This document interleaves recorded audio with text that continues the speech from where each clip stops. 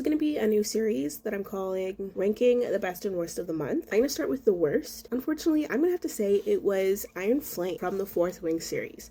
I read Fourth Wing in one day and immediately jumped into Iron Flame. I was very excited. I could not believe how much I loved Fourth Wing. I'm not a huge fantasy girly, but I just loved it, especially that last half of the book. Iron Flame, for me, total disappointment, way too long, and could have been told in half as many pages, in my opinion. And it honestly kind of ruined the vibe because I was totally gonna read Iron Flame and then immediately jump into Onyx Storm. It took me 5 days to read Iron Flame, and then I had no desire to really jump into Onyx Storm, which is the only reason that I started reading the books in the first place.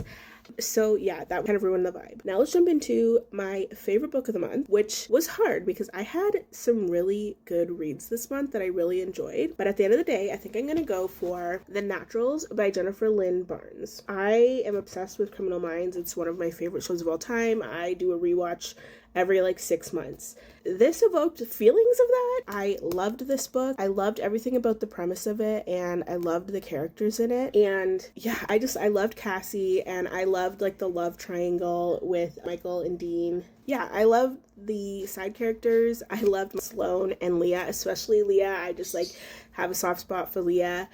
And it made me really, really excited to continue this series. I have had this book on my shelf for almost a year, and I've put it off for some reason. That was a huge mistake. I loved this book. I had so much fun reading this book. So that is, for me, my favorite of the month. I'm going to do a little honorable mention and mention this novella I read called Amended Mirror. This is essentially a Snow White retelling, but it is modernized and sapphic and crosses a bunch of universes. And I thought it was so much fun. It's a short little read, but also really one of the top reads of the month for me.